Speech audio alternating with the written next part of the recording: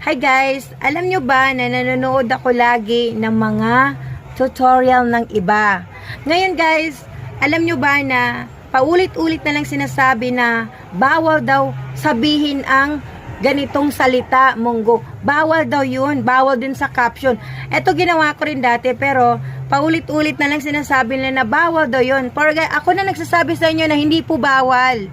Bakit? Kasi po, lagi po ako nagpo-post sa aking page at wala naman po nangyayari. Hindi na po nagkaroon ng vlog content.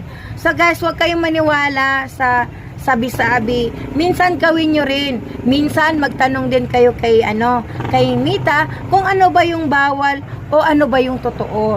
Kaya ito guys, panurin nyo Sa content na cooking.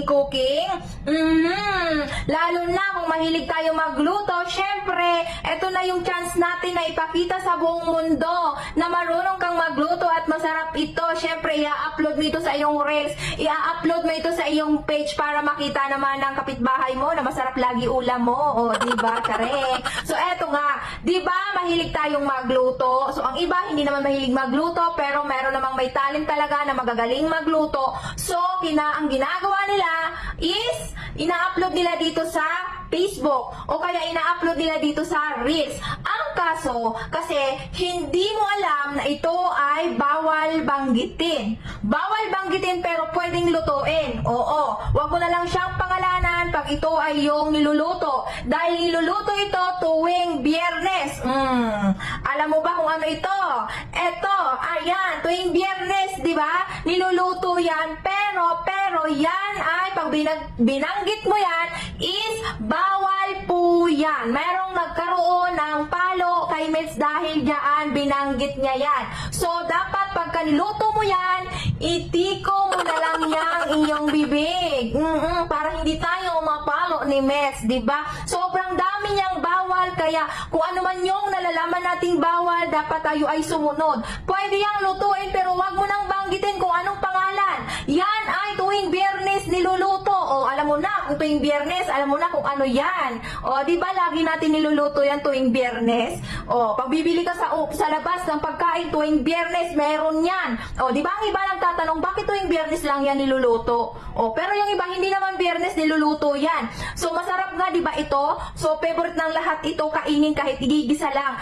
Pero ito, ang pangalan nito, pag i-translate sa ibang lengguwahe, is Yan ang sabi niya, bawal kayo magsabi ng salitang ganon.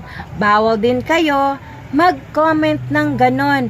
Pero ako na po ang magsasabi sa inyo na hindi po bawal yan. Bakit? Kasi ilang beses na po ako nagpo-post sa page ko na ganyan po. Pumunta ka sa page ko, tingnan mo kung nakailan post ako sa ganyan. May kinoption ko pa talaga.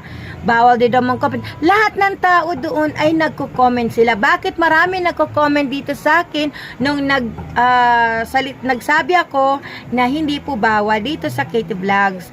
Marami nag-comment na bakit wala rin po nangyari sa kanila. Hindi rin po rin sila nagkaroon ng problema doon sa sinasabi nito na bawal ang luto every Friday.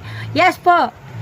Niluluto po yan every Friday. Friday man o hindi, ako para sa akin, Friday man o hindi man Friday, nagluluto po ako niyan. Kayo na po ang bahala kung ano po ang totoo. Basta ako, sinasabi ko sa inyo, hindi po bawal. Depende po yun. Baka na-flag content siya sa ibang salita niya. Baka may sinabi siya na yun ay na-flag content siya. So guys, kayo na po ang magsabi.